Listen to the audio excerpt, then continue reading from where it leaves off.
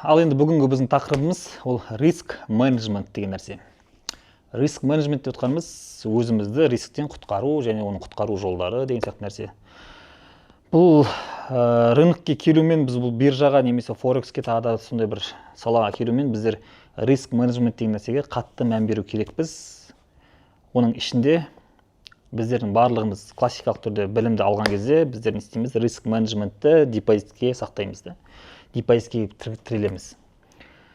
Ол бірінші үлкен біз өзіміздің қателігіміз. Біздің депозитке салған ақшадан кейін оны риск менеджментін сақтайтын болсақ, біздің ақша табуымыз, сергеден ұстауымыз деген нәрселер қатты қиындау болады кішкене. Бұл график еркін қимылдағаннан кейін сенің қанша жерден риск менеджмент сақтай берсең де, бұл сенің ақшаны тауыспай еш жаққа кетпейді.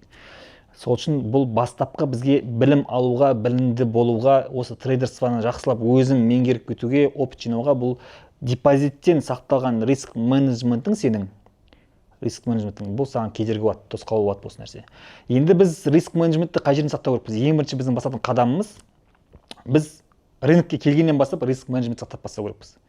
Бұл уақыттың рискін сақтау керекпіз, риск менеджментін сақтау керекпіз. Біз өзіміздің психикамыздың риск менеджментін сақтау керекпіз. Одан кейін барып тұрып өмірімізде өміріміздің көріп жатқан доходынан біз риск менеджментін сақтағаннан кейін барып тұрып сол ақшаны салу керекпіз бұл жерге.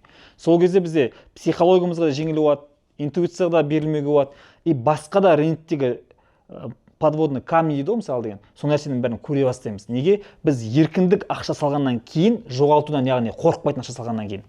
Сосын барып біз не істейміз? Психология ешқандай эмоция ойнамағаннан кейін біз ақшамызды сергеден де ұстай аламыз, немесе минусын да көтере аламыз, болмаса барғаннан кейін соның плюсін де көтере аламыз. Бұл жерде риск менеджмент сақтайтын адамдар не істейді? Көпшілігі лонгқа кіреді. Лонгпаға кіргеннен кейін бір деңгейден кірді, баратын цельді білет, бір фибоначчимен тартады, тағы да бір нәрсемен тартады, тағы бір уровень деген нәрсені көреді. В общем, көретін нәрсе көп бұл жерде. Сондай бір білімнің ұғымның арқасында баратын ценаны көреді. Мысалы деген, ол 3300-ге баратын болса цена, осы ценаға баратын болса, ол білет баратын. Бірақ психологиясы дұрыс болмаған себептен, оның бәрі аржана кедергісі риск менеджментті өмірінен сақтамаған себептен, бұл не істейді? Осы жерден деңгейден жауып алады ақшасын. Плюсын жауып алады. Түсіп кетеді деп қайтадан қорқады. Сол біздің риск менеджментті өмірімізден сақтамағаннан кейін біздің депозиттен сақтаған риск менеджменттен ешқандай пайда жоқ. Сақтай берсең ол нәрсені, бірақ сен плюсіңді соған жараса ала алмайсың. Неге? Қорқасың, сен түсіп кеткен кезде мен қайтадан минусқа кетіп қаламын, немесе безубытокпен, немесе стоппен мен жауып тастайды деген сияқты нәрсемен. Сол себептен біз ең бірінші істейміз риск менеджментті өзіміздің өмірімізден. Бізге әлбетте бұл рынокқа келгеннен кейін бізде дополнительный доход өзімізде, үйімізде основной доходымыз түсіп тұру керек. Бірінші бастапқылықта бұл бізде дополнительный доход ретінде, яғни қосымша табыс ретінде бізге бұл рынок керек болу керек басында. Қосымша табысымыз қашан өзінің основной доходымыздан бізден асқаннан кейін барып тұрып, біз бұны основной доходқа аудара аламыз. Оған дейін бұл тек қана бізде қосымша табыс болып есептелу керек. Міне риск менеджменті осыдан басталады ең бірінші бізде. Ал суммаға байланысты егер біз объемға, лотқа байланысты біз кіретін болсақ, онда біздің беретін нәрсеміз, советіміз барлығын сақтадыңыз, өмірлік риск менеджмент сақтадыңыз, сізде психологияңыз бәрі дұрыс.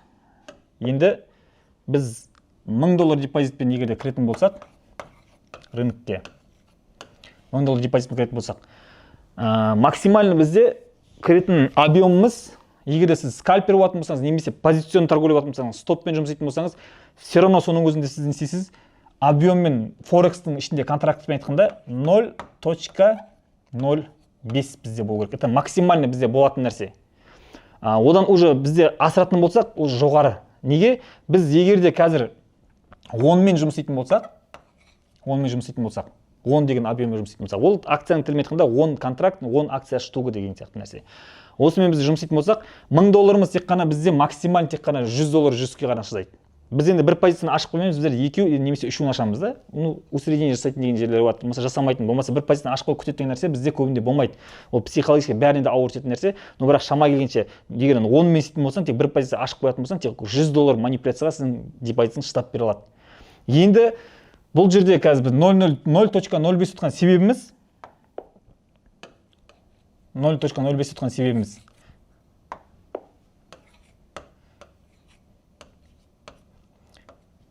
Біздікі 20 доллар, 200 доллар жүріске бізге шыдап беретін нәрсе.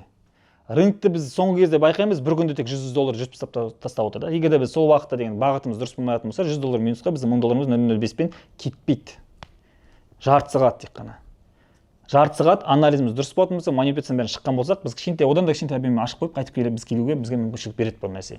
Болмаса басқа да бір стратегияның түрлеріне байланысты біздер объемымызды көтеріп жүріп, жарты жолға келген кезде біз общий плюспен жауып тастауға да бізге мүмкіндік береді осы нәрсе.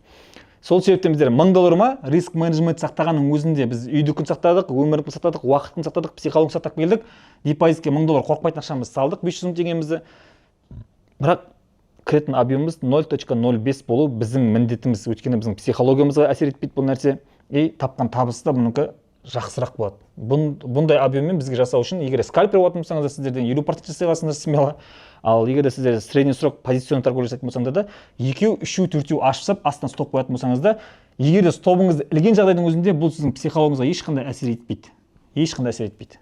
Неге? Сіздің қойған стопыңызға байланысты жақын жерге қоятын болсаңыз, мынадан кеткен стоптан ақша бұдан ешқандай ауыр тимейді. Егер де оның орнына 0,10 болатын болса, онда оның ұстаған стопы сізге ауыр тиеді да, келесі позицияға сіз не істейсіз? Тилтпен кіріп кетесіз. Тилт деп отқан нәрсеміз бәрі бірлікпен кіріп кетесіз. Неге? Сол жоғалтқан ақшаны ақтаймын деген сияқты ниетпен да. Осы нәрсенің бәрін ысырып тастаймыз. Риск менеджментімізді полностью өмірімізді дұрыстап береміз, психологиямызды, уақытымызды барын дұрыстап келгеннен кейін барып тұрып, біз жұмыс істей аламыз. Енді біздер бұл 1000 доллардың примері ғой. Енді біздер жоқ дегенде 200 доллар шотымызда ақша болатын болса, амалсыздан тек қана біздер не істейміз? 0,01 мен жұмыс істейміз. Пока осы суммамыз 200 долларымыз 400-ге көбеймейінше, 400 долларға бармайынша, біз 0,01-ден айырмаймыз ешқашан. 0,01-ден 400 долларға жеткеннен кейін барып тек қана біз не істейміз? 0,02-ге ғана көшу керекпіз. Сол кезде біз сол 1000 доллардың 0,05 пен жұмыс істеген сияқты кейіпін танытамыз былай айтқанда. Одан кейін объемды қалай көтеру керекпіз? Мәселе былай. Объемды көтеретін кезде бізге ойлайды адамдар, мен 0,05 пен жақсы ақша таптым, жақсы плюске шығып жатырмын.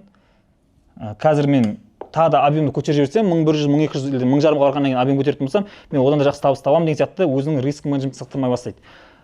Жоқ, онда мәселе ода емес. Егер де біздер деген 0,05 пен 1000 долларымызды жоқ дегенде 3000 долларға шейін, 4000 долларға шейін көтере алатын болсақ, біз 0,05 деген объемды өзімізге игеріп алдық деген бізге психология орнатады. Содан кейін барып тұрып біз не істейміз? 0,6-ға ғана тек қана көше аламыз. 0,6-ға көше аламыз тек қана. 0,6-ға көшкен кезде біздің депозитіміз максимальный болғанның өзінде 1500 доллар.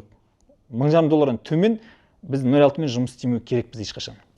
Сөйтіп 0,6-ны 6-7 доллар қыламыз, 0,6 мен. Одан кейін 0,7-ні 8-9-10 мың доллар қылып үйренеміз. Сөйтіп объемды өсіріп өзімізді осыған бейімдейміз. Сол кезде сіз полный объемның манипуляциясында көзіңізді үйреніп, психологияда үйреніп, тағы да өзіңізді үйренесіз да. Осында тек қана риск менеджмент сақтау арқылы біз не істейміз? Плюсімізді көтере аламыз, оның минусын да көтере алатын боламыз. Деген түсінік мендегі. Так, енді біздер счетымызда 1000 доллар бар, объемымыз 0,05, 5 контракт айтқанда. Бұнымен біз 0,05 пен ашамыз дегенге біздер там 5, 6, 7, 8, 10 ашып тастау біздің ақымақтығымыз. 0,05 ұтқанымыз, мысалы, примерно 0,5-тен біреуін ашып қоямыз, максимальный 2-ін ашып қоямыз, бірақ цена әлбетте егер де біздің маржамызды уже азайтқан кездерде дұрыс ашпай қалсақ. Ал басқа жағдайда мысалы деген 0,01-ге қойып алып, осыны бізге тиімді 5 жерден асып тастау бүйтіп. Лонгқа кетті, цена біз мына жерден кіріп қойдық бірінші позициядан, бірақ ол қашты, екіншісін аштық, үшіншісін аштық, төртіншісін аштық, бесіншісін аштық. Міне, біз не істедік? Өзіміздің рискімізді өстіп бөліп сақтап тастадық. Егер де психологияңыз кішкене слабый болатын болса, обратно көтерген кезде до конца сергейден ұстамай-ақ та сіз не істейсіз? Жауып ала аласыз осы моментте. Сондай сізге мүмкіндік береді. Осындай өзінің варианттары бар, енді бұны жіліктей беретін болсақ, бізде варианттар көп та. Сол себептен біздер не істейміз? 1000 долларымыз бар, 0,05 пен алып 10 шақты там 5 позицияны ашып тастау біздің ақымақтығымыз жатады. 5 позиция нағыз ашқыңыз келіп, бір әдемі бір график көргіңіз келетін болса, әдемі бір сценарий жасағыңыз келетін болса, 0,1-ге қойыңыз да 5 жерден ашып тастай қойыңдар. Бұл енді видеомыз біздің пайдалы болады деген ойдамыз. Енді басатын нәрсені басыңдар, жазатын нәрсені жазыңдар. Келесі видеода кездескенше.